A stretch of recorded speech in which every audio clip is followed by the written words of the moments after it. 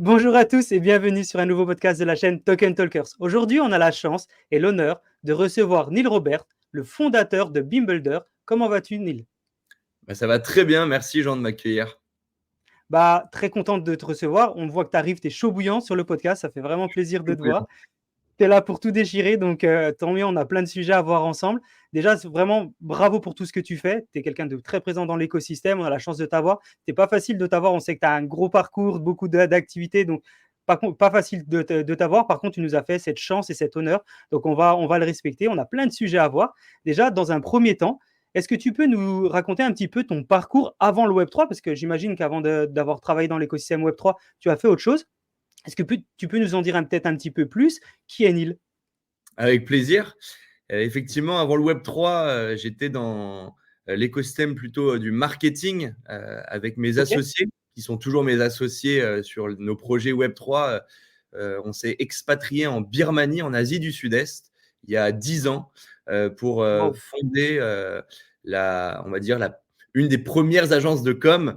Je dis une des premières parce que c'est un pays qui avait été sous dictature militaire pendant 40 ans. Donc, au moment où on arrive sur place, il n'y a pas encore toute cette émulation autour de la créativité. Il y a néanmoins plein de profils très créatifs, il y a plein de marques et puis il y a surtout un marché. Et on a créé donc une agence de com qui a accompagné des marques, surtout des marques internationales, puisque c'est aussi avec l'ouverture du pays que les grandes marques internationales sont arrivées, avaient besoin de communiquer et on était là pour du coup les accompagner à le faire. Nous, avec donc mes associés au début, et puis ensuite l'équipe a grandi. On s'est entouré de personnes extraordinaires qui nous ont clairement enrichis. C'était notre première expérience professionnelle. Donc, c'était aussi hyper intéressant de se découvrir au début entrepreneur, très opérationnel, puis ensuite manager. Et à la fin, on était une équipe de 120 personnes. Donc, ça commençait à faire Wow, finalement bravo. vraiment une belle équipe à gérer. Et puis aussi de se structurer en conséquence. Donc voilà, ça c'était avant le Web3. Ok, mais alors la première question qui me vient, c'est pourquoi la Birmanie? Alors la Birmanie, c'était un pays qui était en train de s'ouvrir. Avec mes Ouais. associés, on était dans la volonté d'aller créer quelque chose sous finalement le format d'entrepreneur. Et pour ça, on s'est dit qu'un pays qui n'avait pas forcément déjà vécu toute cette émancipation on va dire, des réseaux sociaux, de la communication pour les grandes marques, c'était peut-être le bon terrain de jeu pour nous. Donc c'est vrai Ouais. qu'on a finalement vu l'opportunité de faire notre première expérience dans un pays qui était en voie de développement. Et finalement, ça s'est plutôt bien passé. En tout cas, jusqu'à ce qu'on reparte. Waouh, impressionnant. Et du coup, tu es resté combien de temps? On est resté plus de 8 ans et on a dû partir forcé contraint parce qu'il y a eu un coup d'État le 1er février 2021. Donc les Waouh. militaires ont repris le pouvoir et c'était le début de la fin pour nous. On a décidé du coup de rentrer en Europe, d'abord en France et puis ensuite de s'installer, mais on pourra revenir sur le parcours qui nous a rapprochés du Web3. Non sans finalement conséquences, parce que c'est quand même triste de mettre un terme à près de 10 ans de ta vie en un claquement de Tellement. doigts, de tout laisser ce que tu as construit sur place, et puis surtout de quitter l'équipe que tu as finalement pu rassembler et fédérer autour de toi. Faut savoir que quand tu as 120 personnes dans ta société avec lesquelles tu passes ton quotidien, ça devient ta famille. Tu en es très proche, surtout quand tu as commencé finalement de zéro. Et au final, il a fallu faire une sorte de transition et ça n'a pas été facile, mais on a, je crois en tout cas, pris les bonnes décisions par rapport à ça, puisque aujourd'hui, l'activité qu'on avait développée sur place continue d'exister, persiste avec Trop bien. deux nouvelles directrices, donc deux personnes de notre équipe qui se sont portées volontaires pour reprendre le projet, qu'on a accompagné dans cette phase de transition pour qu'elles deviennent, elles, justement, les têtes de ce projet-là. Et elles le font très bien et on est, très admiratif et hyper content de savoir que le projet continue. Impressionnant. On voit quand tu expliques ça que tu es vachement early parce que faire ça il y a 8 ans, aller se Ouais. lancer dans ce pays-là, Franchement, il n'y a pas beaucoup de gens qui l'auraient fait. Bravo à toi. Mais on voit que tu as cette fibre early. C'est pour ça aussi que tu es dans le Web3. C'est que tu aimes bien peut-être être en avance sur les gens. Oui, Mais c'est défricher impressionnant. effectivement les terrains, les nouveaux terrains, je pense que ça fait partie de ce qui nous anime.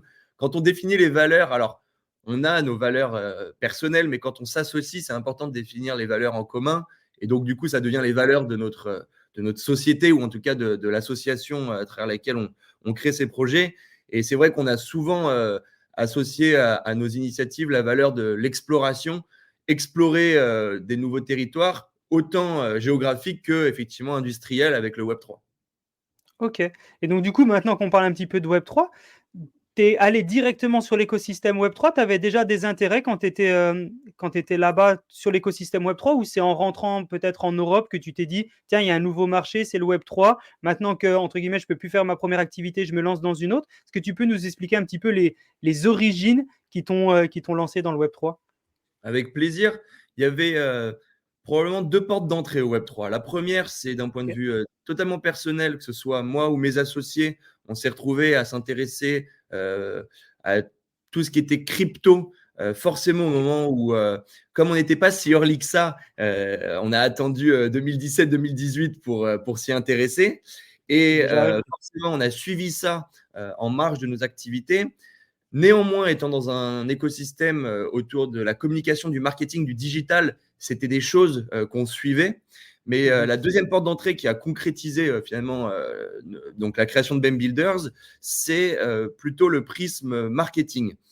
Quand on est, quand on était à se poser la question de la suite de notre activité, l'univers vraiment immersif, que ce soit pour les expériences de marque, que ce soit pour les campagnes publicitaires, ça nous parlait. Ça existait Ouais, déjà, ça existait dans des univers gaming, non pas Web3, mais beaucoup plus à beaucoup plus grande échelle, puisque les plateformes comme Minecraft, effectivement, existaient déjà. Et puis, finalement, on a vu l'opportunité de venir faire ce qu'on a toujours fait donc pour les marques sur ces univers immersifs. Et c'était au moment de cette espèce de médiatisation autour du terme métaverse. Et c'était pour nous finalement assez clair que les expériences gamifiées allaient devenir les nouvelles expériences de marque. Donc on a sauté le pas et c'est comme ça qu'on en est venu à créer BEM Builders. Donc la deuxième porte d'entrée, c'est ce qui a vraiment été à l'origine de la création de BEM Builders. C'était en 2020. C'était quelques mois avant qu'on rentre en France. En 2021, en avril, on décide de créer officiellement BEM Builders et d'accompagner nos premiers clients. waouh, ok, bravo. Bah, donc, on voit vraiment cette vision globale que tu as eue, générale, en te disant, ok, je crée ma société, je la développe, mais mon objectif de base reste le même, c'est-à-dire la communication, le marketing, enfin, ce que je faisais avant, sauf que je rajoute une couche de technologie qui va être le futur. Donc là, même si tu dis 2017, je suis pas très early, bon, je peux t'assurer quand même 2017, tu étais early. Il n'y a pas beaucoup de gens qui avaient cette vision-là. 2021, lancer ta société, tu étais aussi early. Donc vraiment, bravo à toi. Quels ont Merci. été les principaux défis quand tu as commencé à te lancer? C'est la connaissance des acteurs que tu démarchais qui ne connaissaient pas encore l'écosystème métaverse? Est-ce que c'était tout simplement le Web3 qui faisait encore peur? Quels étaient tes premiers défis à la création de ta société? Bah, tu as raison, les acteurs, en tout cas ceux qu'on vise, qui sont les marques, étaient pas forcément hyper conscients des tenants et des aboutissants de cet écosystème qui, encore une fois, est en formation. Et à cette époque, mais encore aujourd'hui, je pense que tu as eu pas mal d'invités sur ce podcast, tu as eu de nombreuses discussions. Et je pense qu'on est tous d'accord pour dire qu'on est encore sur un marché en formation. Les choses se Totalement. définissent, les choses avancent.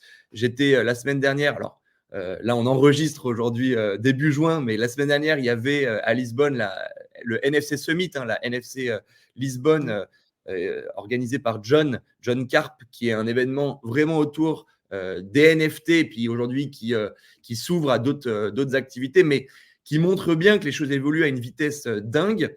Donc, à l'époque, en tout cas il y a 3 ans, quand on commence à commercialiser notre service de création d'expériences dans les mondes virtuels, qui plus est décentralisé, puisque le terme métaverse est associé grandement à un univers décentralisé, il faut éduquer. Il faut éduquer l'écosystème. En tout cas, il faut Mhm. éduquer notre cible.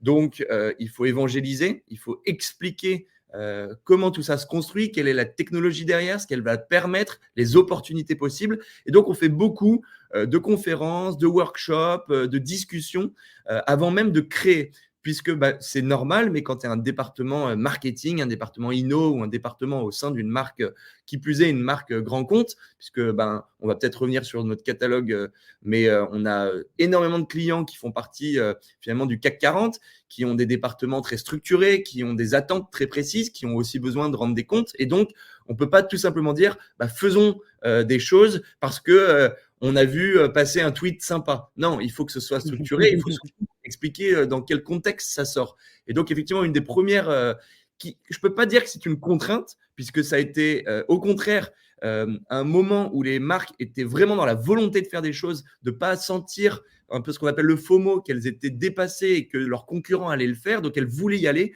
mais il a fallu, avant de faire les choses, quand même leur expliquer et essayer d'être le plus finalement clair possible dans notre explication de ce nouvel écosystème qui était finalement assez abstrait, qui pouvait faire peur, qui pouvait être associé à un côté très spéculatif, parce que la crypto-monnaie n'avait été jusqu'à date que médiatisée telle qu'elle. Et puis, s'en est suivi les annonces de Meta, qui, courant 2021, parle de renommer son entreprise donc Facebook en Meta. Donc, gros buzz sur le terme métaverse. Nous, on venait d'en parler d'un côté décentralisé, mais là, ça devient centralisé. Enfin, il y avait aussi un peu un fourre-tout très tourné autour des strass et des paillettes, mais en même temps, qui pouvait faire peur, je pense, et qui, en tout cas, devait être expliqué de manière très rationnelle à nos clients. Ouais, donc le début, c'était surtout une grosse partie éducation, compréhension de Ouais, l'écosystème, évangélisation, ouais. surtout pour ces gros acteurs, ça doit pas être facile et d'où l'objectif d'aller participer à plein d'événements, plein d'endroits où tu peux justement promouvoir ton activité. Comment tu arrives à expliquer à eux l'importance de créer des solutions immersives, de créer des solutions de marketing dans le métaverse? Comment tu leur expliques? Quels mots tu utilises? Et comment tu arrives à leur expliquer l'impact que ça aura sur leur marque, justement dans cette phase éducation? Avant de répondre, si tu es OK, je propose de peut-être définir ce terme métaverse, parce que Allez, ça va go. expliquer, je pense, encore plus l'importance de considérer la présence d'une marque et d'ailleurs d'autres acteurs, parce que ma vision ne s'arrête pas à la présence de la marque. En tout cas, j'ai la certitude que demain, on sera tous présents dans ces univers virtuels beaucoup plus qu'aujourd'hui, comme une évolution naturelle de notre présence sur Internet. Effectivement, pour les marques, ça nécessite de considérer plusieurs critères, mais du coup, avant même effectivement de leur expliquer, ce que je définis, c'est le terme métaverse. Donc, pour moi, et ça ne tient qu'à nos activités, puisque j'imagine que si tu demandes à 3 personnes de définir le terme métaverse, tu auras 3 C'est descriptions différentes. Mais en tout cas, c'est possible. nous, ce qu'on considère être le métaverse, c'est un univers virtuel qui peut être décentralisé ou centralisé. On va revenir sur la distinction entre les deux juste après, et qui effectivement devient un espace sur lequel l'être humain, est représenté par un avatar, par exemple, et qui nous permet d'interagir socialement, de venir s'éduquer, se divertir, jouer, sur le côté commerçant, venir vendre ou acheter des choses. Et finalement, c'est une sorte de projection de ce qu'on connaît et dans le monde physique ou sur les réseaux sociaux, mais de manière beaucoup plus spatiale et immersive.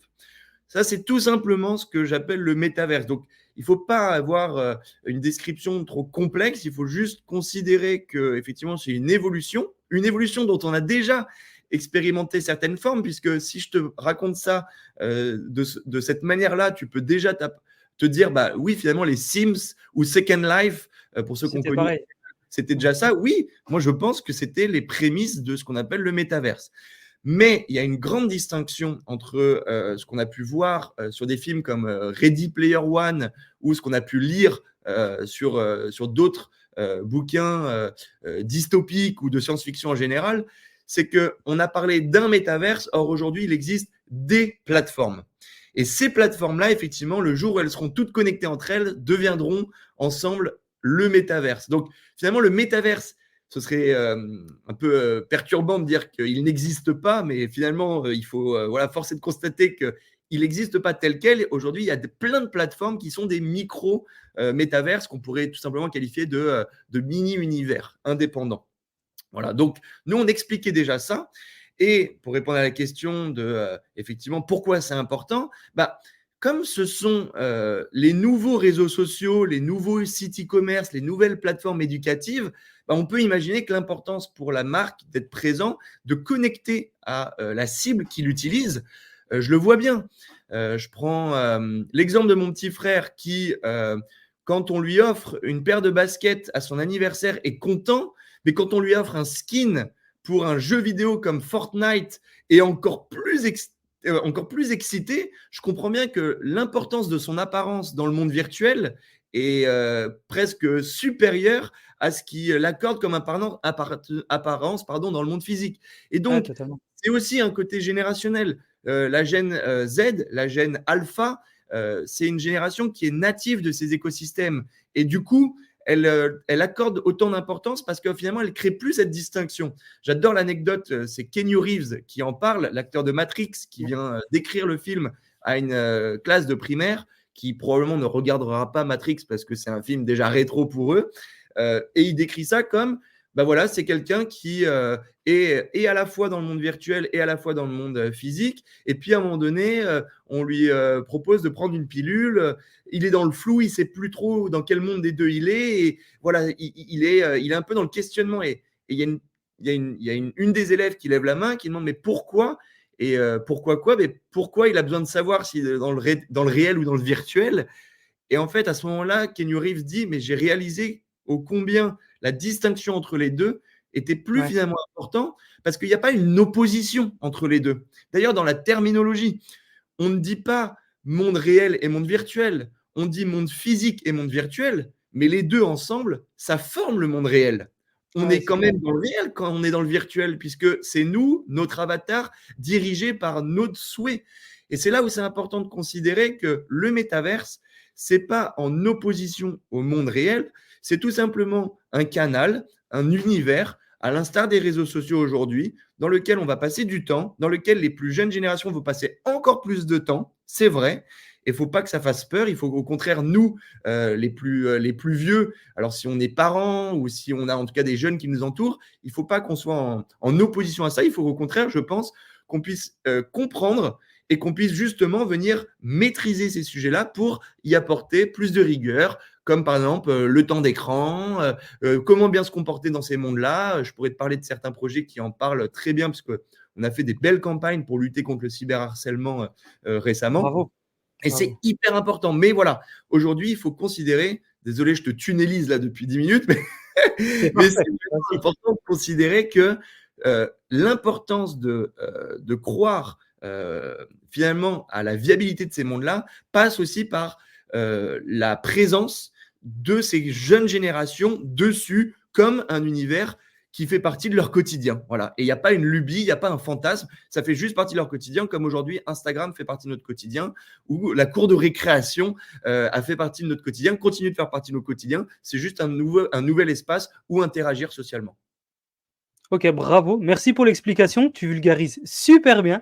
Non, c'est vrai, hein, bravo, parce que c'est pas le cas de tout le monde, hein. Tu sais comment c'est, hein, l'écosystème Web3, on a des gros techs.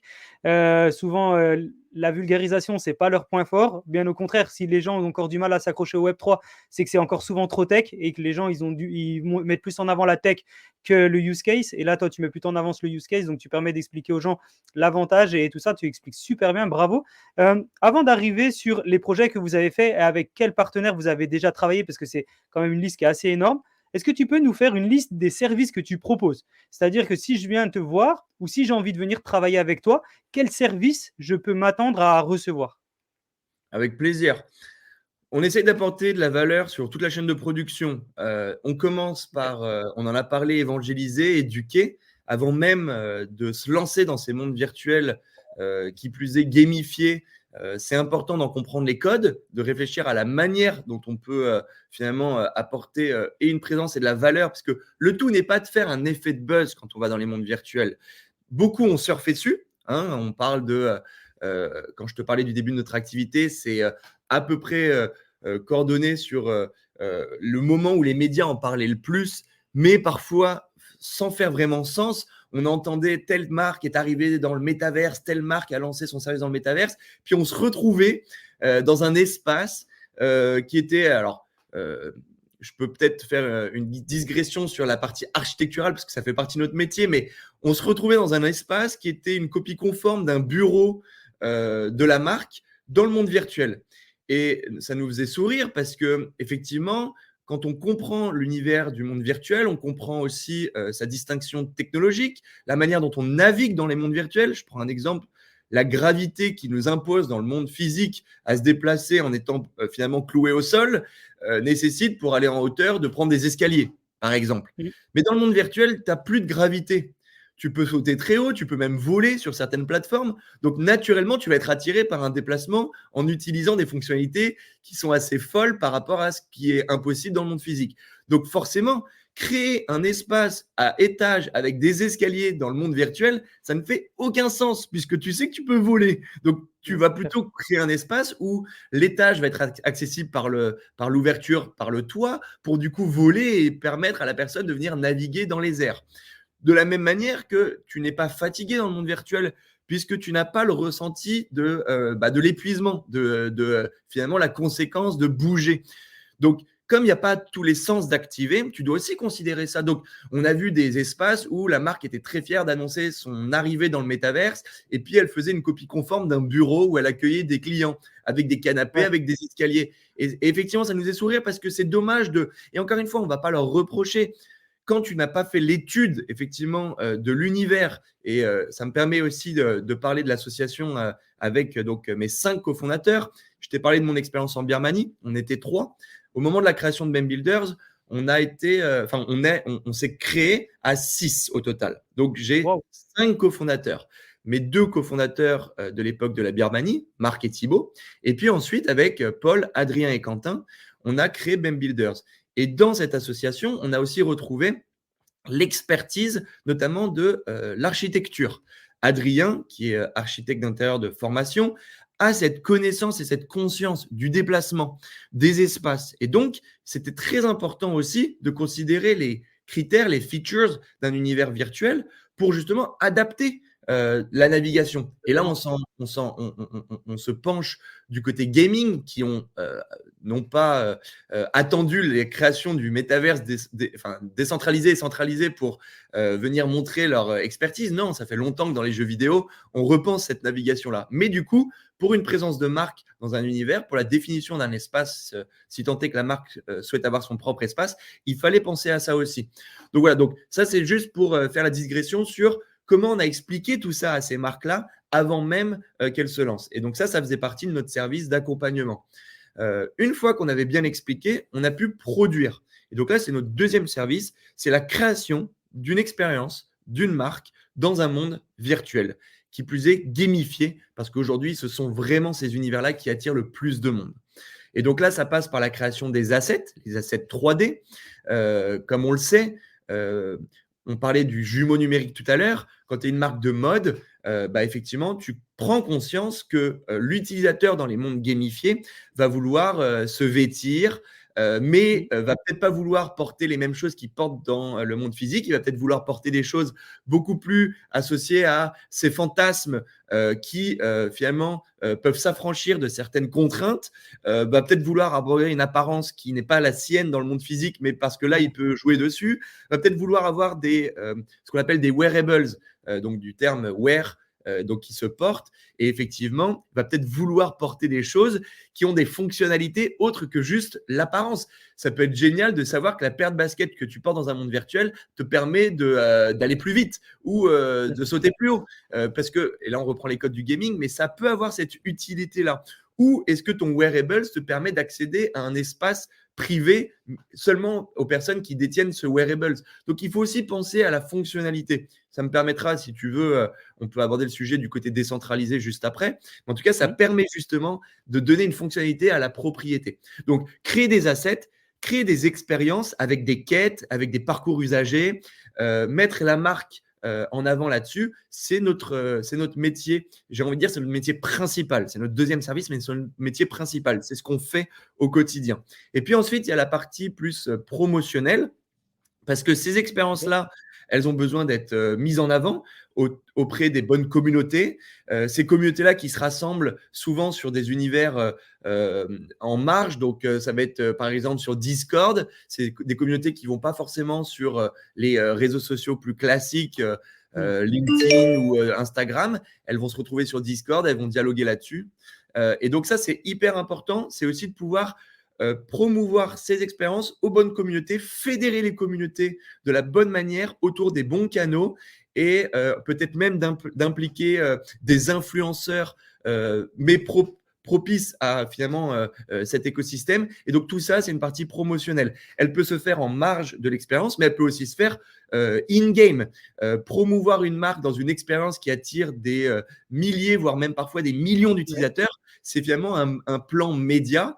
À l'instar de l'installation du mobilier urbain de JC Déco en France, bah, tu peux avoir la même chose dans le monde virtuel où ta marque est promue auprès d'une communauté qui joue sur une plateforme déjà existante. Donc, on va dire la partie consulting, où on vient définir une stratégie, la partie production, où on vient produire le contenu pour la présence de la marque, et la partie finalement promotionnelle, où on vient communiquer autour de cette expérience.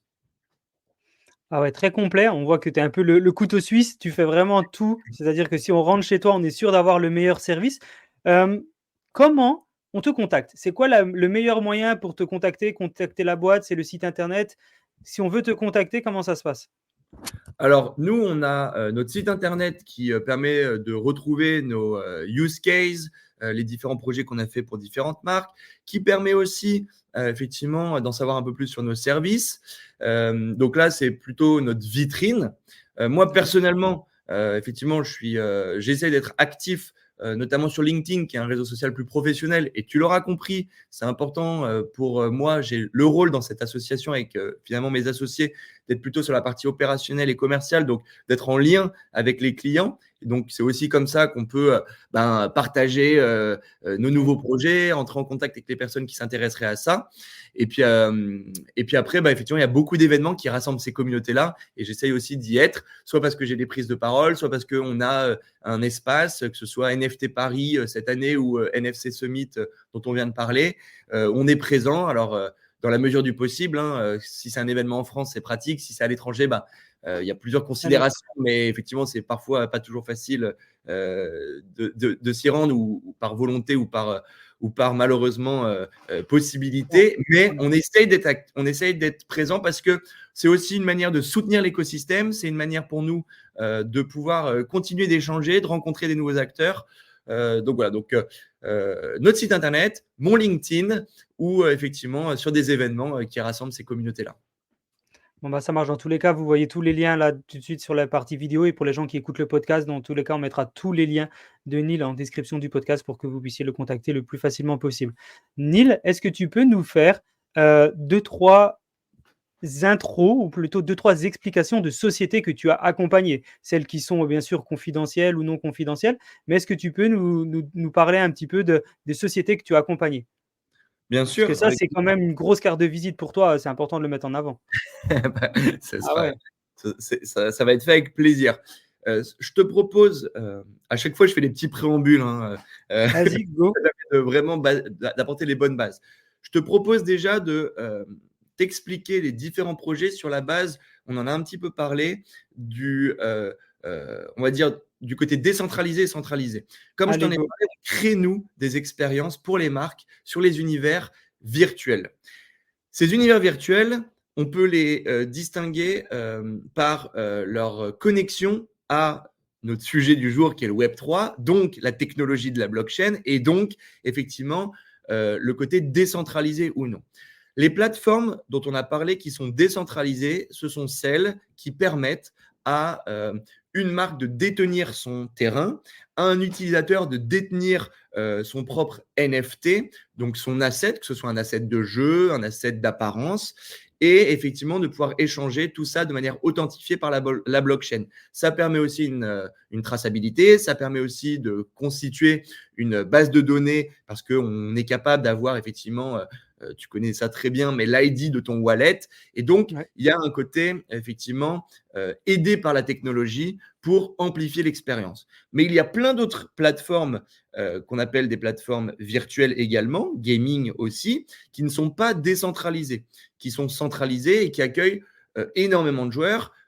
Tout le monde a forcément entendu parler de Fortnite ou Roblox ou Minecraft, et on peut vraiment considérer que ces espaces-là sont aussi ce qu'on a appelé tout à l'heure des mini-univers, des mini-métaverses, puisque ce sont des plateformes qui accueillent du monde sur lesquelles les gens interagissent, partagent, jouent, s'éduquent, etc. Pour la discussion du jour, je pense que c'est important de se concentrer sur la partie décentralisée. Donc, je vais te parler de plusieurs expériences qu'on a fait sur des plateformes décentralisées. Une Ouais. des plus connues de l'écosystème, et qui plus est parce qu'elle est française, donc on est assez fiers, c'est The Sandbox. The Cool. Sandbox, qui est un monde virtuel qui s'est créé il y a plusieurs années, qui a aujourd'hui un état de développement alpha, donc elle n'est pas encore révélée dans sa forme finie, mais effectivement, elle est déjà hyper complète parce que elle est déjà basée sur une blockchain, donc Ethereum, avec le layer 2 Polygon qui permet un fonctionnement le plus grand public possible dans cet écosystème. Elle permet effectivement à une marque, en tout cas concernant mon activité, mais pour tout acteur qui souhaite de venir acquérir un terrain et déployer sur ce terrain-là, déployer des expériences composées de quêtes, soit en multijoueur, soit en solo player. Dans ces univers-là, créés par la marque, de pouvoir y ajouter donc des quêtes, de pouvoir vraiment customiser son environnement. On est sur une direction artistique voxelisée. Ce qu'on appelle donc le voxel, c'est le pixel 3D, un peu comme Minecraft, si je dois comparer à des plateformes qui sont connues depuis plus longtemps. Et donc, ce voxel-là donne une impression un peu rétro gaming, à la Mario de notre temps. Je dis notre temps parce qu'effectivement, quand je vois aujourd'hui À l'âge la que j'ai, vitesse ce où que ça j'ai va. connu des jeux vidéo et de ce qui existe aujourd'hui, voilà, effectivement, je jouais, je jouais aussi à ça. Et du coup, c'est intéressant parce que effectivement, du fait d'être basée sur la blockchain, elle permet toutes les features qui sont intéressantes dans le gaming, notamment le fait de pouvoir limiter l'expérience de jeu à des personnes qui détiendraient certains assets. La possibilité de venir personnaliser ces assets, de pouvoir venir les échanger, de pouvoir venir y donner ce qu'on appelle de la scarcity, un ratio entre la rareté et l'usage. Une possibilité aussi, de par la marketplace The Sandbox, de pouvoir effectivement retrouver plein d'assets, les mettre en vente, les acheter, etc. Donc, il y a quand même beaucoup de fonctionnalités qui sont permises grâce à la blockchain et qui permettent du coup de faire une expérience la plus complète possible. Une expérience que l'on a faite il y a quelques années, qui a été une expérience très médiatisée, c'est pour ça que j'aime en parler, parce que les gens vont pouvoir vite retrouver tout ce qui a été fait en allant chercher sur Internet, c'est la campagne des NFBs. NFBs, c'est le lien entre le terme NFT, donc NFT en anglais, et les bees, donc les abeilles. Vous êtes toujours sur la chaîne de Token Talkers et ce message est sponsorisé par Urus. Vous avez une entreprise et vous êtes débordé par les tâches répétitives. Vous devez communiquer avec vos clients, mais cela vous prend trop de temps. Nous, chez Token Talkers, nous utilisons tout simplement Urus. Ils nous ont permis d'automatiser tout ce qui était possible pour nous permettre de se focaliser sur les tâches à fort impact pour notre croissance. Ils sont aussi leaders dans la création d'IA haut de gamme pour automatiser vos conversations. Ça, c'est tout simplement idéal pour gérer vos messages, préparer vos deals ou même organiser des rendez-vous sans effort. En gros, c'est comme si vous aviez une assistante virtuelle, mais en mieux. Si vous êtes un CEO, c'est vraiment parfait pour vous. En venant de la part de TT, vous bénéficiez de 10% de réduction sur tous les services. En plus, vous réservez un atelier en ligne gratuit avec la team pour découvrir les points de douleur de votre entreprise, explorer les solutions IA et d'automatisation sur mesure. Testez l'agent Urus avec le lien qui est dans la description. Merci également de soutenir Token Talkers et merci à Urus pour ce partenariat. Un peu de background à cette campagne. Carrefour, depuis longtemps, lutte pour préserver l'écosystème des abeilles. Il faut savoir que Carrefour reste ni plus ni moins qu'un grand marché qui vend des fruits et des légumes, plein d'autres produits certes, mais les fruits et les légumes, on le sait, existent de par la pollinisation des fleurs par les abeilles. C'est comme ça que ça donne naissance à des fruits et à des légumes. Bon, là, c'est un peu de SVT. Mais quand tu t'appelles Carrefour, finalement, quand tu sais que l'écosystème des abeilles, l'espèce des abeilles sont menacées de disparition, tu dois aussi apporter ta pierre à l'édifice pour lutter et les préserver. Et donc, quand ils nous ont approchés, la question s'est posée de comment les mondes virtuels pouvaient participer à ça. Et donc, on a construit une expérience en plusieurs temps. Première étape, c'était de créer ce qu'on appelait des NFBs, donc une abeille qui aurait fusionné avec une catégorie de fruits et de légumes, donc par exemple l'abeille fraise, l'abeille citron, l'abeille poire, etc., qui donnait naissance à un petit asset hyper mignon, voxelisé, donc une petite peluche virtuelle avec laquelle finalement tu prends plaisir, soit alors déjà dans un premier temps de la voir et puis ensuite de pouvoir jouer avec. Donc je vais venir sur le temps 2 et le temps 3 de la campagne, mais donc déjà de créer cette collection-là, on a créé donc sous une catégorisation de 15 petites espèces des milliers d'abeilles qui ont été effectivement mises en vente. Mises en vente pour qu'effectivement une communauté qui aurait envie de participer à ce projet-là puisse venir le soutenir avec un don. Donc, on a vendu ces abeilles-là et avec la communauté qui a fait l'acquisition, à peu près de 3000 personnes, on est venu rassembler ces personnes-là sur un serveur Discord. Donc là, on parle d'un espace sur lequel les gens, surtout de l'univers gaming et Web3, aiment venir échanger. Je pense que les personnes qui nous écoutent ont déjà entendu parler de Discord, sont soit sur un serveur déjà existant, soit commencent à comprendre que beaucoup de choses se passent en plus de Twitter sur Discord. Donc, on est venu rassembler cette communauté sur Discord et venir les impliquer dans nos discussions. On les a fait participer à la création de nouvelles abeilles, donc d'une suite de collections. Donc, c'est eux qui l'ont dessiné effectivement pour aboutir à la collection finale. Et puis, c'est aussi eux qui ont participé à la création de l'expérience qui allait sortir 6 mois plus tard dans The Sandbox. Une double expérience en réalité, que c'était une expérience qui avait pour but, pour la première partie, de venir éduquer au sujet de la situation des abeilles, et une deuxième expérience beaucoup plus gamifiée pour aussi faire plaisir à l'audience native de The Sandbox, qui est une audience hyper tournée vers le gaming. Et donc, c'est la communauté qu'on a impliquée, c'est avec eux qu'on a défini les sujets, les quêtes, le parcours, etc. Donc, c'était communautaire. Et ça, c'est un terme qu'on retrouve beaucoup dans le Web3, c'est qu'on parle de communauté. Et déjà là, on voit la différence entre une activation classique d'une marque à sens unique et ce qu'on vient de faire. La marque n'est plus finalement à décider pour la communauté de ce qu'elle va lui proposer, elle est à impliquer la communauté qui, elle, décide de ce qu'elle souhaite retrouver comme expérience. Et c'est comme ça qu'on a fédéré la communauté. 6 mois plus tard, l'expérience est sortie. L'expérience, donc la double expérience, on a engagé énormément de monde, on parle de 47 000 personnes qui s'est retrouvée dans l'expérience, qui a passé en moyenne 1 heure à jouer sur l'expérience. Donc là encore, je vais faire à chaque fois le parallèle avec les marques, mais avoir ta marque présente dans une relation de divertissement pendant 1 heure avec la cible, c'est énorme. C'est génial. Ah ouais. Cette expérience-là, elle était géniale puisqu'elle permettait, en tant qu'apiculteur version transformer futuriste, de plonger dans un univers et de venir vivre un parcours qui, en plus d'être gamifié, donc hyper engageant, tu navigues comme un jeu à la Zelda.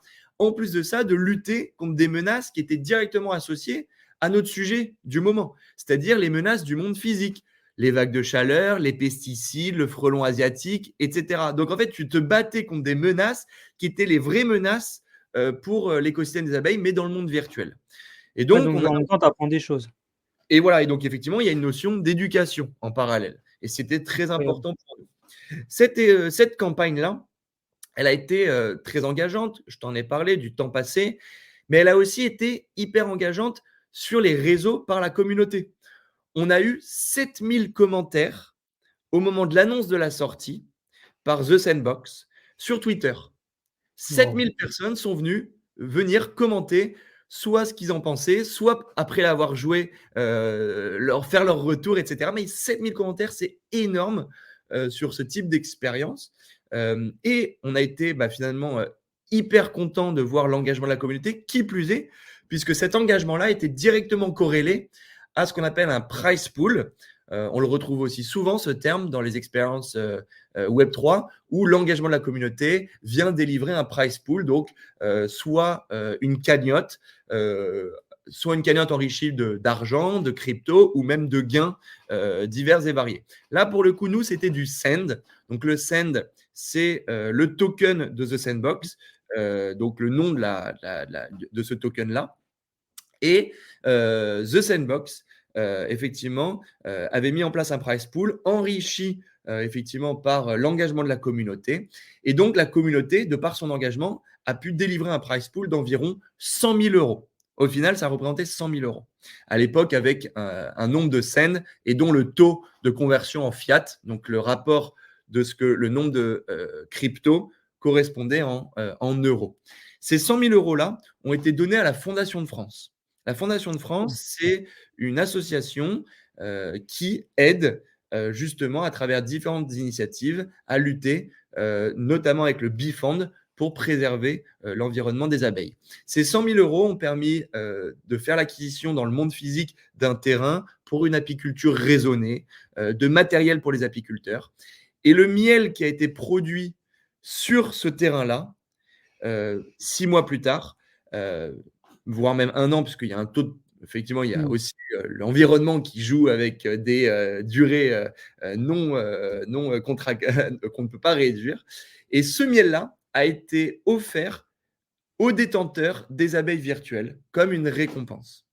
En plus de quoi, elle détenait des réductions pour une gamme de produits associés à leur abeilles. Donc, par exemple, si tu détiens le NFB fraise, parce que je t'en ai parlé, c'est l'association entre une abeille et une fraise, eh bien, tu as reçu une confiture de fraises effectivement, les rayons de la marque Carrefour. Donc, il y avait tout un lien, effectivement, entre l'implication de la communauté dans le virtuel, les récompenses dans le physique.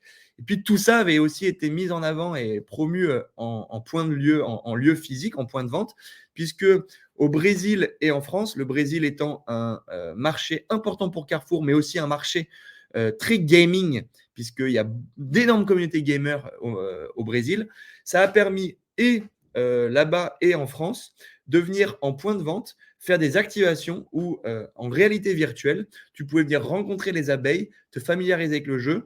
C'était aussi pour nous l'occasion pour les parents qui venaient faire les courses avec leurs enfants, de découvrir un peu l'intérêt, les enfants d'être happés par l'excitation du côté virtuel et gamifié, les parents de savoir qu'ils allaient pouvoir en tirer profit parce que finalement, il y avait des avantages consommateurs, et finalement de rassembler ces deux communautés-là, ces deux générations-là. Parce que souvent, c'est décrié par les parents. Tu passes trop de temps sur les jeux vidéo ou sur les écrans, on ne sait pas vraiment ce que tu fais. Les parents sont un peu distants de cet écosystème-là, donc comprennent pas et donc sont vite apeurés. Et là, c'était vraiment expliquer tout ça ensemble. Voilà pour un des projets. Waouh, c'est un beau projet. Félicitations, félicitations à toi. Je fais un peu de la pub pour Token Talkers, mais pour les gens qui ont besoin, on a fait un podcast avec Sébastien Borget, le CEO de The Sandbox, il y a quelques semaines. Il est sorti, vous pouvez revenir en arrière. Mais voilà, comme ça, vous aurez un peu plus d'informations aussi sur ce que fait The Sandbox. Vraiment, félicitations, Nel. C'est incroyable ce que tu as fait. Et en plus, c'est qu'un des projets. Donc déjà, juste un des projets, c'est très sexy. Donc j'imagine encore le reste. Et actuellement, vous avez développé combien de projets, si c'est quelque chose qui n'est pas indiscret? Vous avez fait combien de projets au total? C'est pas indiscret. Depuis 3 ans, on a une centaine de clients. Alors, Wow. on n'a pas développé quelque chose d'une telle envergure pour tous. Parfois, effectivement, ça n'a été que sur la phase 1 dont on a parlé tout à l'heure, d'évangélisation et de conseil. Et puis, effectivement, pour d'autres, ça a été avec une ambition, une ampleur un peu plus importante. Mais effectivement, aujourd'hui, on est très fiers d'avoir accompagné plusieurs marques, des grandes marques comme des plus petites marques, mais avec toute l'ambition de venir s'approprier et apprivoiser ces nouveaux univers. J'imagine que pour faire autant de choses, tu n'es pas seul. Est-ce que tu peux nous parler un petit peu de tes cofondateurs, de la team, nous donner un peu plus d'avis de combien vous êtes actuellement dans la boîte, parce que ça représente quand même beaucoup, beaucoup de travail. Et tu peux nous en dire un petit peu plus sur les personnes qui t'entourent? Ah bah oui, c'est la MIF, comme on dit. Effectivement, ils sont tellement importants. C'est alors mes 5 associés, Marc, Thibaut, dont j'ai parlé tout à l'heure, Paul, Adrien et Quentin, avec qui on a créé ensemble BEM Builders. Donc, eux sont mes associés. On a tous le lead sur une partie de notre service. Donc, ça va être autant sur la partie administrative qui est moins visible, mais très importante quand tu crées une société. Sur la partie production, qui effectivement associe directement les considérations techniques et technologiques des plateformes et ce qu'on peut proposer aux marques, que Thibaut gère très bien. La partie créative que Adrien a en maîtrise totale, puisque effectivement sa connaissance de l'architecture, de l'esthétique, de la manière de déployer la présence de la marque sur les univers. Quentin, qui est notre directeur stratégique, qui lui est beaucoup plus en amont sur la réflexion, je t'en ai parlé, l'accompagnement qu'on va faire, les écosystèmes. Quentin, depuis très longtemps, et d'ailleurs sur le site sont disponibles certains articles, certaines tribunes qu'on a pu faire, rédigées sur le sujet du métaverse de manière très complète, avant même que le terme métaverse soit autant vulgarisé. Donc voilà, une vraie connaissance de cet écosystème et du comportement presque sociologique autour de l'écosystème.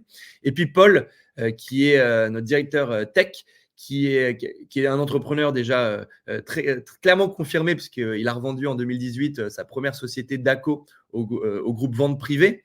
Et effectivement, dans cette association, apporte cette connaissance-là. Qui plus est parce qu'il a une excellente connaissance de ce qu'on appelle l'intelligence artificielle. Aujourd'hui, ça paraît un terme tellement accessible parce que tout le monde en parle, mais à l'époque, c'était encore assez abstrait. Comment l'intégrer dans finalement notre outillage, la manière dont on produit nos expériences.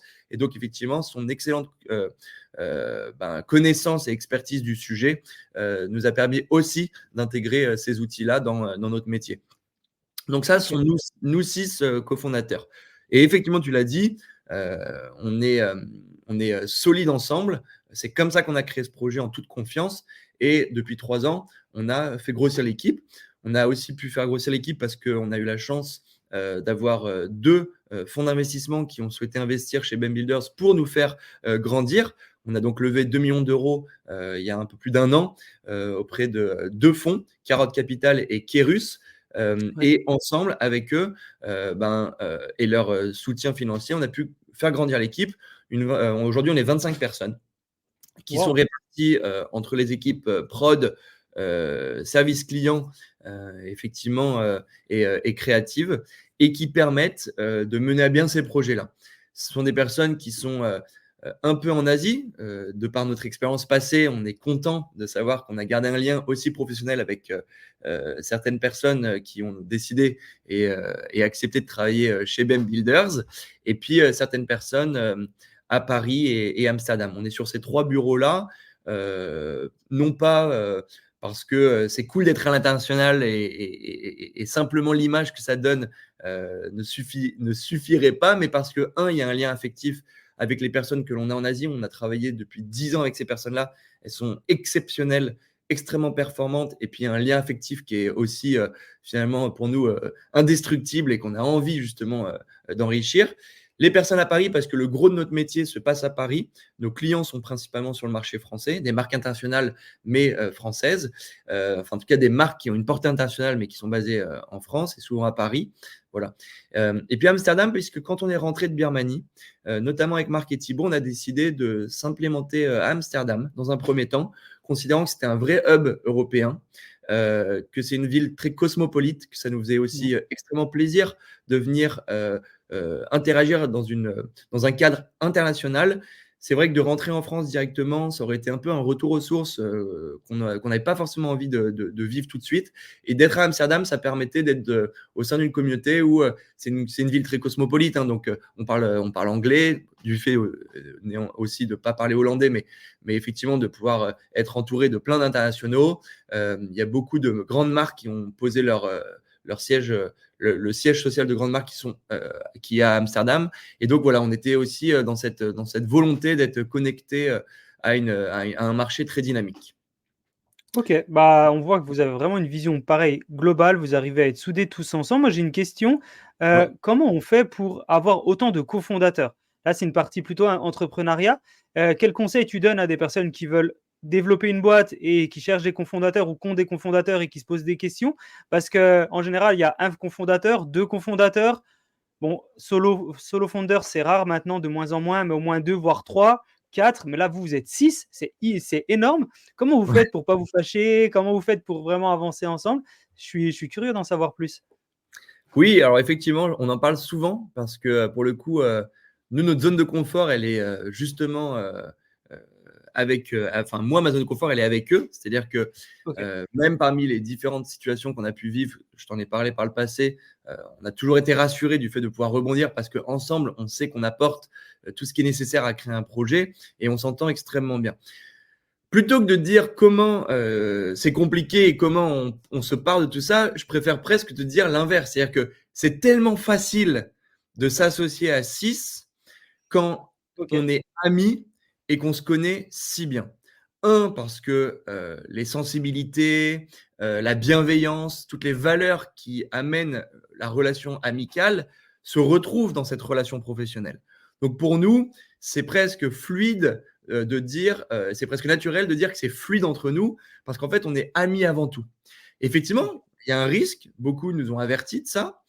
Je pense qu'on a pu, avoir la sagesse, de par justement l'amitié, de faire attention aux uns et aux autres dans le spectre professionnel, ce qu'on n'aurait peut-être pas pu faire si on n'avait pas été d'abord amis, parce qu'on aurait pu mmh, avoir un comportement qui ne nous aurait pas permis d'avoir cette même compréhension des susceptibilités des uns des autres, de vraiment faire attention. Mais nous, dans notre amitié, on est extrêmement bienveillants et du coup, on a retrouvé ces mêmes comportements dans notre association.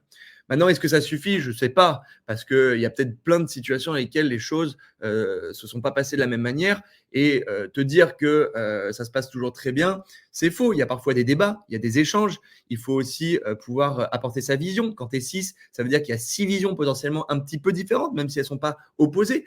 Il faut quand même défendre ses idées.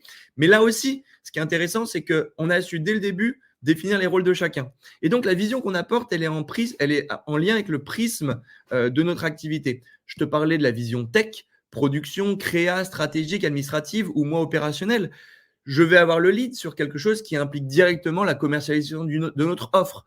Quelqu'un va pouvoir venir débattre avec moi sur sa vision, mais au final, on se fait confiance sur notre périmètre d'action. Et c'est aussi très important de ne pas venir marcher sur le territoire de l'autre.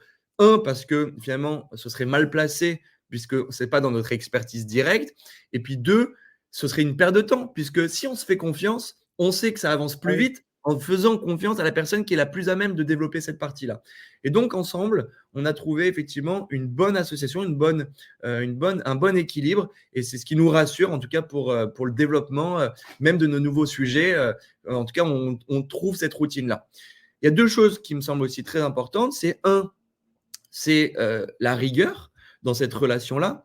On s'en rend pas compte parce que quand on est amis, on a l'impression que c'est fluide et qu'il n'y a pas besoin de l'alimenter. Mais même d'ailleurs sur l'amitié, ça c'est une discussion perso qu'on pourrait avoir, mais moi je pense que l'amitié nécessite de la rigueur. Elle nécessite de faire en sorte de se voir régulièrement, d'apporter de l'attention à l'autre, de pouvoir être oui, disponible en fonction des valeurs qui te lient d'amitié. Mais en tout cas, moi, ce sont les miennes et ça fait partie des choses qu'il faut avoir. Donc nous, on s'arrange pour, alors qu'on n'est pas tous dans la même ville, se voir régulièrement. On était encore il y a 2 semaines à Toulouse parce que Quentin, notre associé, vit à Toulouse. On s'est fait une semaine de travail ensemble en présentiel et puis on a profité du week-end pour aller faire un week-end incroyable dans l'Aubrac, en Aveyron, où du coup c'était des moments beaucoup plus amicaux juste après une semaine professionnelle. Mais si on l'initie pas, ça ne se fait pas et du coup tu pourrais perdre finalement cette fibre et ce lien. On le sait aussi, les discussions les plus intéressantes ne sont pas celles que tu retrouves autour de la table dans une pièce d'un coworking. C'est souvent celles qui se passent en dehors. mmh, Certains aiment aller boire des verres avec leurs potes ou leurs associés. D'autres aiment aller passer des week-ends en dehors justement de la ville là où ils travaillent. Peu importe la forme que ça prend, ce qui est intéressant, c'est de créer ces moments-là. Et les créer, ça nécessite de la rigueur parce qu'il faut les planifier, il faut les initier. Donc ça, c'est très important pour nous. Et nous, on le met bien en avant. Et surtout, Marc, notre directeur administratif, je t'en ai parlé, c'est moins visible parce que effectivement, c'est un peu le derrière du décor. Mais c'est tellement important d'avoir quelqu'un qui, effectivement, est à l'initiative de ça. Donc Marc s'assure que cette cohésion existe et persiste au fil des années. Et puis, il y a une chose aussi qui est importante, c'est quand on crée, alors là, je parle de vraiment l'origine de la création d'une société à plusieurs, c'est quand tout va bien, puisque au moment de la création, généralement, tu es plein d'envie, une excitation démesurée. une envie vraiment débordante de réussir, et c'est ce qu'on espère tous. Mais il y a une éventualité, c'est que ça ne se passe pas, ou qu'il y ait des phases où ça se passe mal. Et en fait, le mieux, c'est d'en parler à ce moment-là. Il ne faut pas attendre que ça se passe mal pour décider ce qu'on fait.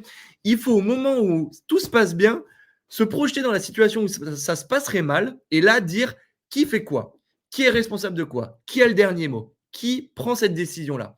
Et quand on anticipe ces situations-là, ça permet au moment venu, qu'il n'y ait pas de débat, parce que ça a été décidé, donc encore une fois, si on s'en tient à nos engagements, ça devrait ne poser aucune question.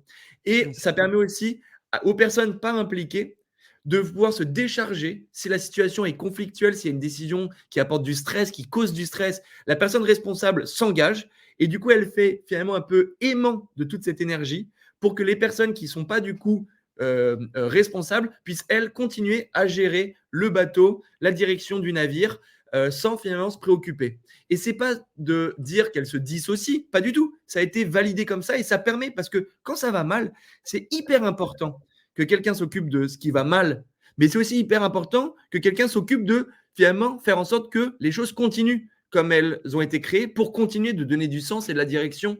Je parle du navire comme une métaphore, mais effectivement au projet. Et ça, c'est très important et c'est aussi comme ça, quand tu es plusieurs, tu peux répartir les missions. Voilà un peu mes OK. conseils. OK, bah, merci pour ton partage. Je pense qu'il y a beaucoup de jeunes entrepreneurs qui nous écoutent, même des entrepreneurs qui sont aguerris et qui ont des cofondateurs et qui parfois ont du mal un petit peu peut-être à trouver le juste milieu, et quand ils sont plusieurs, de savoir comment on pourrait trouver la meilleure alchimie. Toi, tu as réussi à la trouver avec tes partenaires, donc félicitations à toi. Peut-être une autre question dans le secteur de l'entrepreneuriat pendant qu'on y est. Comment toi, tu réussis à allier le perso et le pro? Est-ce que tu as réussi à trouver l'équilibre? Est-ce que c'est difficile? Est-ce qu'on sait, quand on est entrepreneur, bah, on bosse beaucoup, hein, ça fait partie du jeu. Est-ce que toi, tu as réussi à trouver, l'équilibre entre le pro et le perso? Est-ce que pour toi, c'est encore difficile? Et si oui, tu as réussi, comment tu as réussi à trouver cet équilibre? Ouais, c'est vrai que c'est une question qu'on retrouve souvent, surtout portée pour les personnes qui sont entrepreneurs, parce que on considère que ben, ça nécessite beaucoup d'engagement. Tu parles du terme bosser beaucoup. Mon point de vue est un peu différent. J'ai pas de distinction entre ce que j'appelle le travail et le reste. C'est-à-dire que je sais que ce que je fais, c'est ma passion. Et comme toute passion, t'aimes passer du temps à le faire. Donc, effectivement, je ne vais pas considérer que j'ai mon métier, ma vie pro, ma vie perso. C'est aussi amplifié par le fait que mes associés sont mes amis. Donc, finalement, il y a encore plus de flou dans cette distinction à faire entre les deux. Et donc, moi, depuis longtemps, peut-être inconsciemment au début et maintenant consciemment, parce que le fait d'en parler, le fait de répondre aux questions souvent qui traitent de ce sujet-là, m'ont amené à peut-être mieux formaliser et conscientiser ce sujet-là. Mais je considère aujourd'hui que je n'ai pas de distinction entre les deux. J'ai ma vie. Ma vie est alimentée de plein de sujets. Des moments passés avec mes amis, avec mes associés, les sujets qui concernent mes amis ou mes associés, et parfois des sujets qui concernent ni les uns ni les autres, qui concernent ma famille, ma copine, etc. Et pour le coup, tout ça fait partie d'un ensemble. L'important, c'est pas l'équilibre entre le pro et le perso, c'est l'équilibre entre les quelques piliers qui finalement amènent du bonheur dans ta vie. Ça fait un peu cucul-la-praline de dire ça, mais finalement, si tu le schématises, c'est très important. Tu pourrais par exemple faire la distinction entre, OK, passer du temps avec ta famille, passer du temps avec tes amis, passer du temps avec tes associés. Si tu en enlèves un, et ben effectivement, le temps passé retombe sur les deux qui restent. Si tu en enlèves un autre, finalement, le temps passé retombe sur un seul des piliers. Ce seul pilier-là est finalement disproportionné, parce qu'effectivement, il y a une conséquence classique, c'est de dire que quand tu mets tout ton énergie sur un seul sujet, le jour où ça va mal, ça va extrêmement mal également. Donc nous, notre but, c'est de se dire qu'il n'y a pas de distinction, il y a en revanche des piliers, et ces piliers-là, ils sont par rapport à ce que moi, j'aime faire dans la vie. Mais j'aime, et j'adore d'ailleurs ce sujet, notamment du Web3, toute l'effervescence qu'il y a autour, les mondes gamifiés, les expériences de marque. Donc, comme j'y passe du temps de manière complètement personnelle et que ça fait aussi partie de mon métier, je considère qu'effectivement, c'est un équilibre en soi. Et puis ensuite, effectivement, il y a les autres piliers, mais ça, c'est plutôt de l'ordre du perso. Je ne pense pas que ce soit hyper intéressant d'en parler, mais je vais avoir ça. Et puis, effectivement, pour apporter un complément de réponse à ce que je viens de dire, c'est que Finalement, l'équilibre, tu le retrouves aussi dans le retour des personnes. C'est-à-dire que l'entrepreneur qui va peut-être pas passer assez de temps avec ses amis ou sa famille, si je prends un schéma classique, ou en tout cas commun, euh, lui, il va peut-être pas avoir l'impression qu'il passe pas assez de temps, mais le retour des personnes avec lesquelles il passe pas assez de temps vont peut-être définir que, effectivement, c'est une situation déséquilibrée. Donc finalement, c'est pas tant moi qui définis la rupture entre le pro, le perso, tout ça, c'est mon kiff et c'est ma vie en général. Par contre, effectivement, le fait que la personne avec qui je partage ma vie me dise, bah, faisons quelque chose qui n'implique ni le pro, ni le sujet que je pourrais partager avec mes amis, mais un moment ensemble, bah, ça va me faire finalement naturellement créer cet équilibre-là. Voilà. Et que on décide ensemble ou que j'ai un retour qui me dit, bah, voilà, là, à ce moment-là, Neil, on aimerait bien que tu concentres ton temps sur autre chose, bah, ça permet aussi, je trouve, de réaliser ça. Mais pour le Mmh. coup, je pense que avec le temps, moi, je l'ai pour l'instant, je le vis bien et surtout, j'ai l'impression que c'est plutôt bien équilibré. Ça ne veut pas dire qu'effectivement, on ne travaille pas beaucoup ou pas peu, mais je pense que dans cette notion des piliers, ça permet de bien équilibrer. Voilà, c'était peut-être un peu confus, mais Non, c'est très clair. Merci vraiment pour ton partage. Merci pour tes explications. Je pense qu'elles vont servir à beaucoup de gens et vraiment, c'est toujours très intéressant d'écouter un petit peu ce qui se fait, comment les gens visionnent leur vie, leur équilibre et tout. Et toi, tu as aussi ta vision. Donc, vraiment, merci de nous la partager. Revenons sur la partie entreprise. Tu nous as expliqué vraiment le rôle de tous tes cofondateurs. Mais sauf erreur, tu as oublié de nous expliquer ton rôle. Est-ce que tu peux nous en dire un peu plus sur ton rôle au sein de la société? oui, ah bon, je ne l'ai pas fait, ok. Bah, effectivement, c'est ce que je disais, ils sont tellement plus importants pour moi que Mais non. Heu, alors, oui, effectivement, moi, mon rôle est plus opérationnel. Donc, j'ai, OK, plutôt le rôle de chef d'orchestre de l'ensemble où, trop bien. sans avoir l'expertise de chacun, je vais quand même la comprendre de manière à pouvoir, mettre tout ça dans un ensemble et pouvoir justement m'assurer, en lien avec, nos clients, puisque comme on est un métier de service, on doit s'assurer que ça se passe bien, dans, la relation et dans ce qu'on crée avec les clients, que ça soit fait, effectivement avec l'ambition, qu'on souhaite. Donc mon rôle est plus, à ce niveau-là. Il y a une partie très relationnelle, que ce soit depuis la partie commerciale jusqu'à la partie, gestion du projet. OK, OK, merci pour cette explication. On voit aussi pareil que tu arrives à avoir vraiment cette vision globale et le chef d'orchestre, hein, c'est vraiment le mot, le chef Oui. d'orchestre qui peut toucher à tout et faire tout donc bravo pour cette intelligence parce que c'est pas le cas de tout le monde.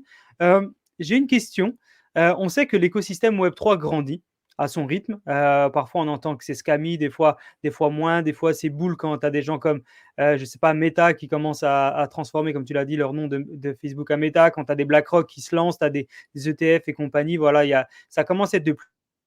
Quel est, toi, ton avis actuellement sur l'écosystème Web3? Est-ce que tu trouves qu'il est en train de bien grandir? Est-ce que tu trouves qu'on va dans une bonne direction?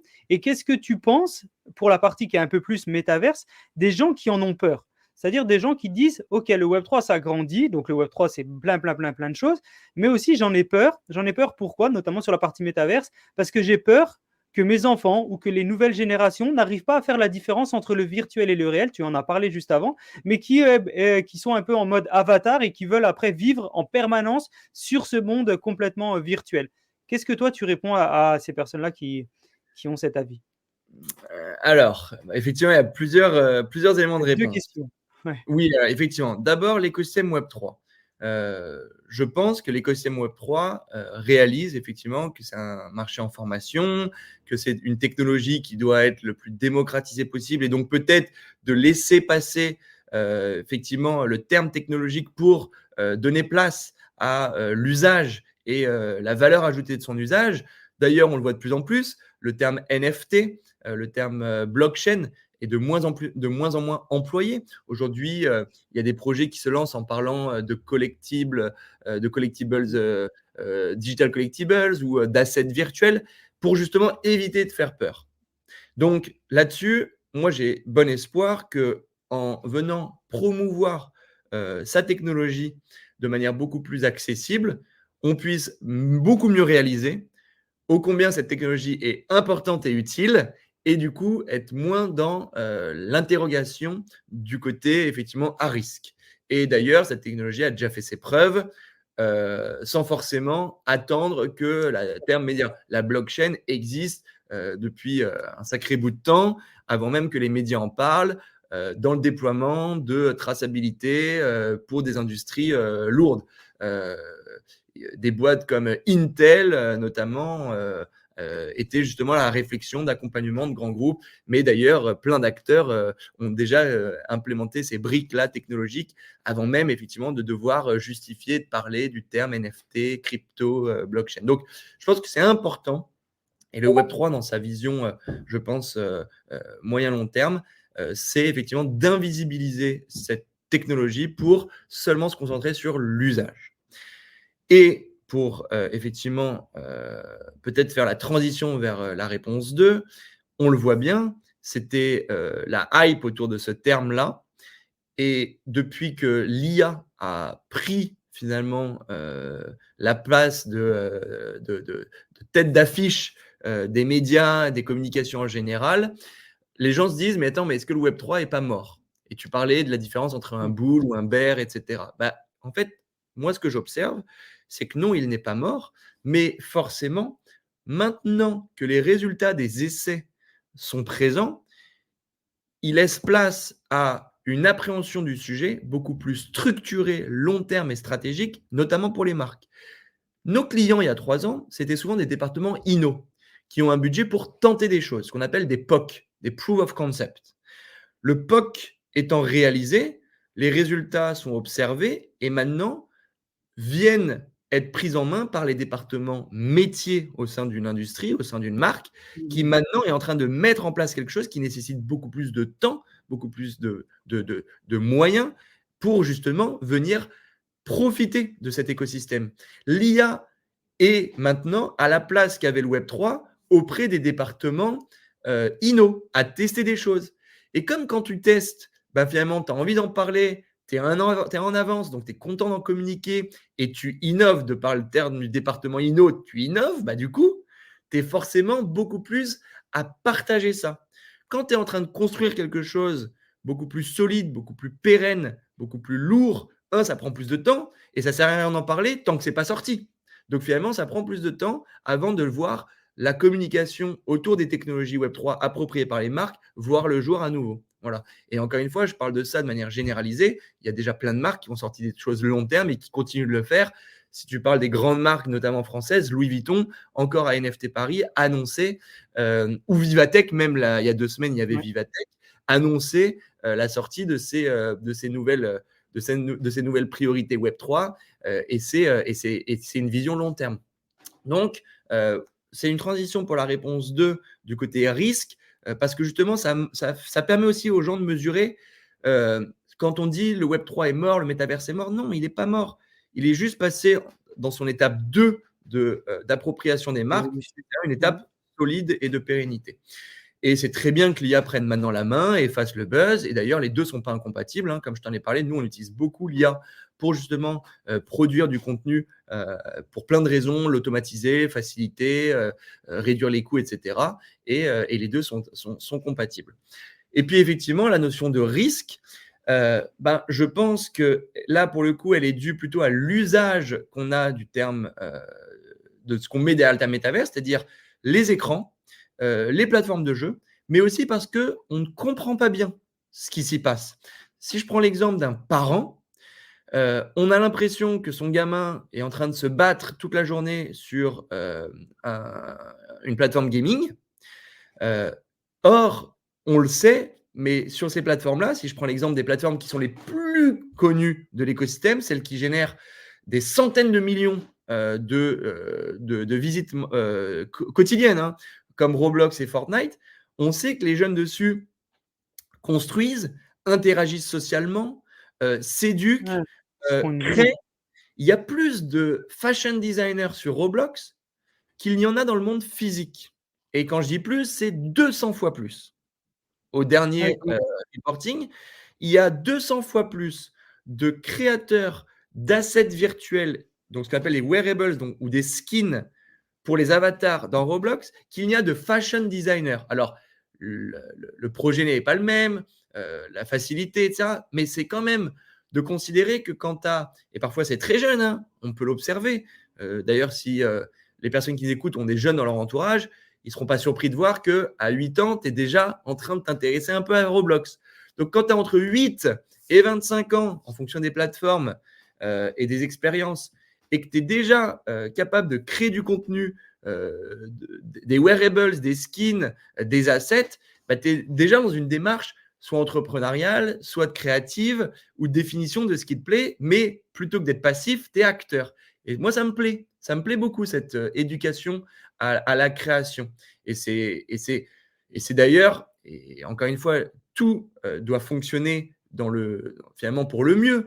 Mais peut-être qu'à la différence d'un ratio qu'on va retrouver 20-80, où on le sait, mais sur le Web 2, 20% des personnes créent le contenu pour effectivement 80% qui le consomment, bah, peut-être qu'on va se retrouver dans un monde des jeux, ce qu'on appelle social gaming, qui donne une vraie accessibilité à la création de contenu, à ce que les plus jeunes viennent créer peut-être plus facilement, viennent créer, viennent prendre parti. Et puis, comme on le sait, dans un jeu vidéo, tu es acteur de la situation, puisque c'est toi qui décides ce que ton avatar doit faire. Et souvent, on est sur des tycoons, on est sur des expériences, même si c'est du fight, où tu dois te déplacer, tu dois atteindre un objectif, tu dois interagir avec l'autre. Donc, on est quand même dans un déplacement, dans une navigation hyper active. Et ça me paraît quand même hyper opportun, comme je t'en ai parlé avec le cas de Carrefour, comme d'autres campagnes, de pouvoir insuffler des messages hyper intéressants, éducatifs, bienveillants et intéressants. Et donc, si le parent comprend que sur ces plateformes-là, tu peux faire tout ça et que ça n'a rien à voir avec le fait que son enfant se perde dans un monde déconnecté, pas du tout. Ils sont super connectés.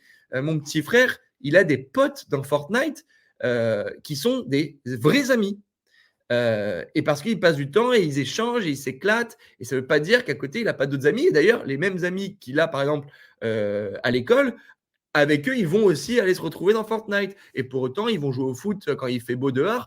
Il n'y a pas d'opposition entre les deux.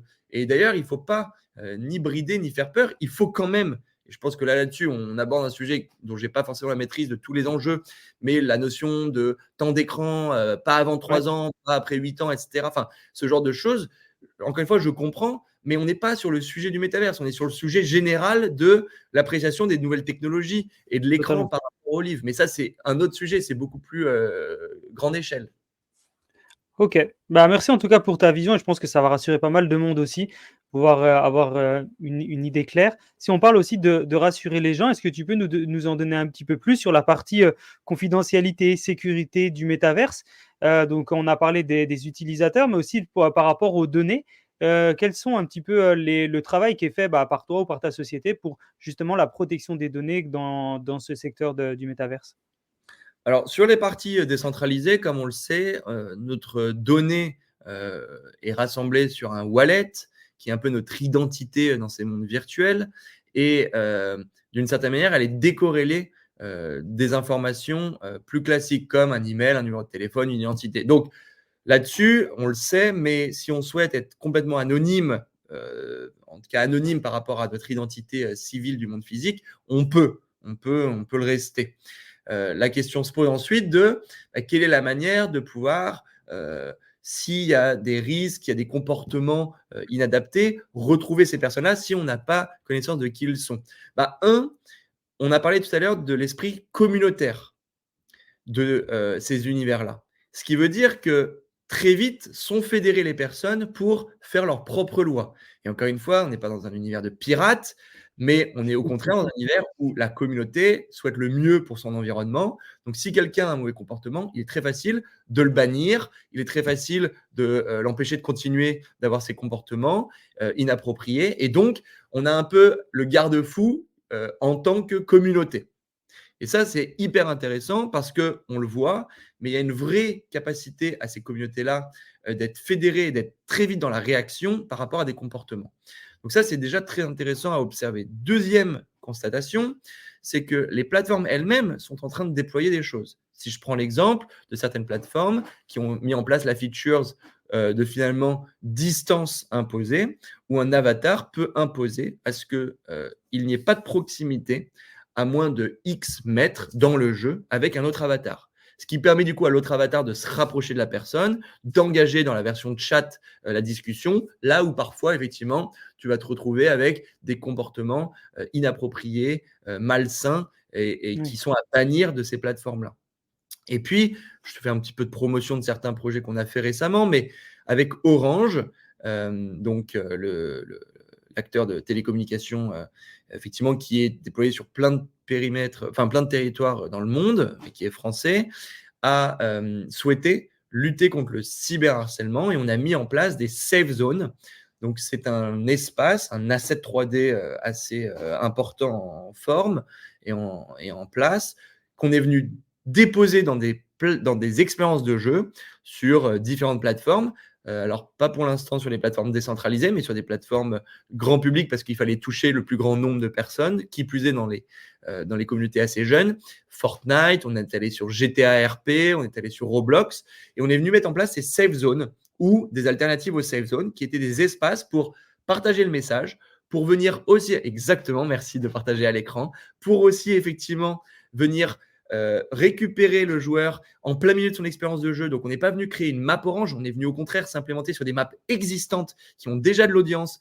Les mécaniques de jeu sont déjà définies, les joueurs adorent aller dessus, souvent jeunes d'ailleurs, pour justement venir les récupérer sur cette safe zone-là en répondant à des questions autour du cyberharcèlement. Ils venaient récupérer des points d'expérience et en même temps, ils se protégeaient de l'expérience de l'expérience de jeu qui était en cours. Et nous, on était capable de considérer si, au vu de ses réponses, est-ce qu'il était témoin ou victime. Regarder la vidéo si tu veux, comme tu souhaites. Mais du coup, voilà, en fait, ce qui est intéressant, c'est que c'est Non, dans ces... je sais pas. Pardon ? Moi, on a un petit décalage, comme j'ai démarré la vidéo, ça ralentit un petit peu l'internet, mais franchement, ça a l'air d'être une super vidéo. J'invite à tout le monde d'aller regarder le site internet et d'aller voir les projets que vous avez faits. Mais en tout cas, voilà, c'est aussi pour considérer que les marques ont un rôle à jouer pour venir justement éduquer, venir apporter de la valeur bienveillante dans ces univers-là. Et cette campagne-là, elle a touché 10 millions de personnes. Elle a été récompensée sur des cérémonies comme les Lions à Cannes, les Clio Awards, etc., publicitaires. Donc, on voit bien maintenant que les plateformes virtuelles deviennent des canaux à considérer autant que les autres canaux pour la communication, pour l'engagement des cibles, et qui plus est quand c'est avec bienveillance. Impressionnant. En tout cas, on voit vraiment sur votre site internet tout ce que vous avez fait, ce que vous avez développé. Est-ce que tu peux nous donner un petit peu ton idée, toi qui es vraiment dans le cœur du réacteur du métaverse, des tendances actuelles? Qu'est-ce qui est en train d'immerger et qu'est-ce que tu vois arriver, toi, dans peut-être 1 an, 2 ans, 3 ans, voire plus, au niveau des métaverses? Alors oui, je trouve que effectivement, comme ça fait 3 ans que les choses se structurent de plus en plus en fonction des différentes industries aussi, hein. Il y a des tendances, si tu es une marque de luxe ou une marque haute, mais là, ta question qui est plus générale m'amène peut-être à partager ce que j'observe dans la manière de venir créer une expérience fun et engageante. Alors pareil, ça peut paraître le b.a.-ba, mais c'est pas ce qui est toujours fait. Quand on est une marque, finalement, j'en parlais tout à l'heure, mais on a besoin de communiquer de son image, ses valeurs, parfois ses messages. Et il faut bien considérer que dans les mondes virtuels, l'audience est d'abord là pour profiter de l'expérience que le monde virtuel lui propose. Si c'est une expérience de jeu, elle est là pour jouer. Donc, elle n'a pas envie d'être mis face à face avec un message publicitaire qui ne soit pas approprié. Donc, la tendance va vers, finalement, l'expérience qui soit la moins brandée possible. Moi, j'aime commencer la discussion avec une marque en disant la meilleure expérience que vous puissiez faire, c'est celle qui n'intègre pas votre marque. Et ça paraît quand même antinomique avec ce qu'elle souhaite faire, mais il y a d'autres manières. On a parlé tout à l'heure de créer des assets. Je préfère qu'une marque accepte qu'on crée un asset de jeu pour l'expérience plutôt que de mettre un gros panneau d'affichage avec le logo de sa marque.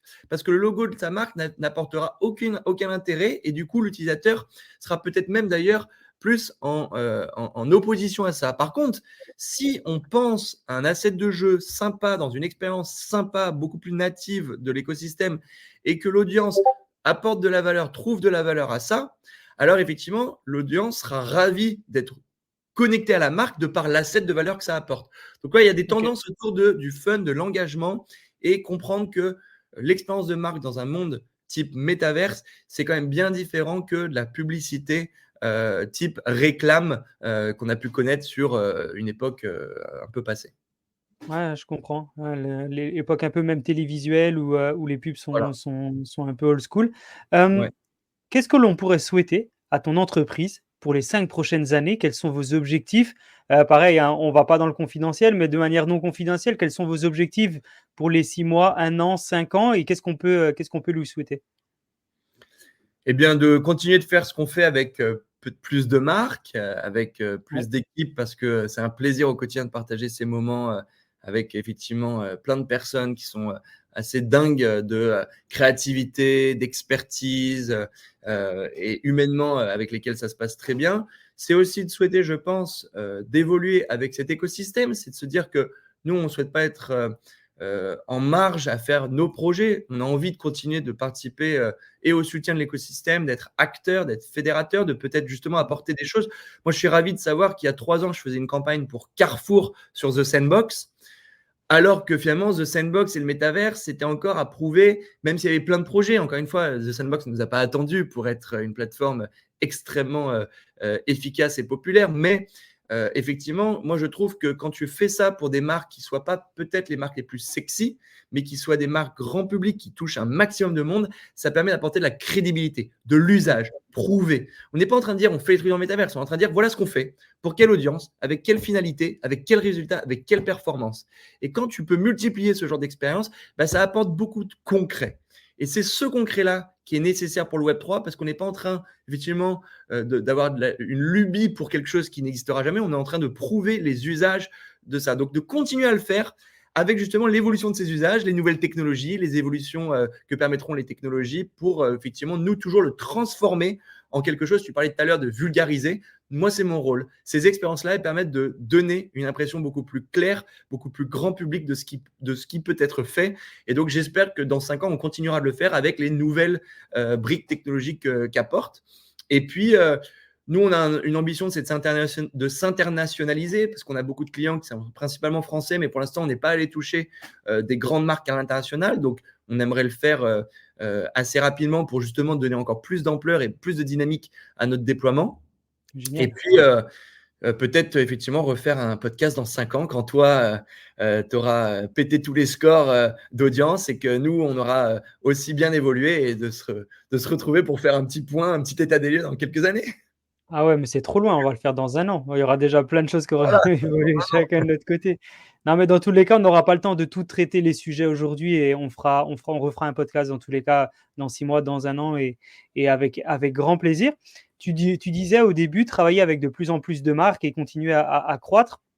Quel conseil justement tu donnerais aux entreprises qui souhaitent ou qui commencent à être curieux du métaverse et qui souhaiteraient bien l'explorer, en tirer profit et c'est leur première fois dans le métaverse? Quel conseil tu leur donnerais? C'est de te contacter? C'est d'être un peu plus curieux? Quel conseil tu donnerais justement à ces entreprises qui sont curieux? alors pour les entreprises qui souhaiteraient commencer à créer justement de la valeur dans les métaverses au profit des marques, donc ce que nous on fait maintenant depuis 3 ans, c'est d'analyser ce qui est fait et ce que les marques font et aiment, les communautés, et de se dire, OK, comme je comprends que la valeur pour une marque, c'est son audience sur ces Ouais, univers-là, qu'est-ce que l'audience aime? Et si ce que l'audience aime en ce moment, c'est des mécaniques de jeu spécifiques, on parlait tout à l'heure de Tycoon, mais ça peut être du multiplayer sous format racing, par exemple, qui est un format gaming très classique. Et bien peut-être de commencer par faire ce genre d'expérience, de faire ses armes avec une catégorie très spécifique d'expérience, avec une mécanique très spécifique. Et comme effectivement, l'audience n'attendra pas que l'expérience soit finalement sponsorisée pour vivre, elle va déjà prendre plaisir, venir dessus. Et à ce moment-là, ce sera encore plus facile pour la marque de venir monétiser une audience mmh, déjà créée. Donc n'attendez pas d'avoir un client qui est capable de vous dire très bien, engageons-nous ensemble, collaborons, voici ce que je vous donne comme budget, à vous de créer. Non, créez, faites vos armes, engagez, testez des choses et ça vous permettra ensuite, avec les résultats, de pouvoir très vite aller chercher des clients qui seront ravis de pouvoir impliquer leur marque dans une expérience déjà qui aurait fait ses preuves. OK. Bah, merci pour ce partage. Je pense que ça va servir aussi encore à beaucoup, beaucoup de gens et pour les entreprises qui hésitent et qui aimeraient encore avancer, bah, n'hésitez pas tout simplement à contacter Neil, depuis le site internet, depuis LinkedIn comme il l'a dit au début. Il y a tous les liens dans la description pour pouvoir, avoir encore full valeur et comme vous avez pu le voir, il vulgarise extrêmement bien. Donc ça va vous permettre d'apprendre et de comprendre encore plus vite. Neil, on arrive gentiment à la fin du podcast et pour le dernier sujet du podcast, on laisse le mot de la fin à notre invité. Donc ça peut être que tu puisses nous partager un mantra, peut-être une phrase que tu aimes te ressasser, peut-être un objectif que tu as, que tu veux nous partager, un sujet sur lequel tu veux revenir, peut-être un sujet qu'on n'a pas traité et que tu aimerais traiter. Ta carte blanche, ça peut durer 30 secondes comme 10 minutes. C'est toi qui vois et on te laisse ce mot de la fin. Waouh! Grosse responsabilité, hein. 10 minutes en plus? Non, non, entre 30 secondes et 10 minutes, tu décides, Ah d'accord, OK. comme tu veux. Bah, j'en ai pas mal parlé déjà. Peut-être que c'est l'occasion de revenir sur un sujet, mais avec un prisme, peut-être un peu différent. C'est, Ouais, le côté générationnel. Tu l'auras compris, je t'ai parlé de, l'activation des NFBs qui étaient, promus, sur les centres dans les centres commerciaux. Je t'ai parlé du lien entre, peut-être, le jeune et son parent qui comprennent pas. Nous, ce qui nous importe, c'est, de faire prendre conscience effectivement, de la valeur ajoutée, que vont avoir ces mondes virtuels et je pense, à court, moyen, long terme, qu'on aura tous une présence dans ces mondes virtuels. Même les personnes qui aujourd'hui sont un peu réfractaires vont avancer dans un univers qu'on appelle un internet beaucoup plus immersif et une institution, comme le gouvernement ou un musée ou une institution culturelle, une marque, ça je pense que c'est déjà prouvé.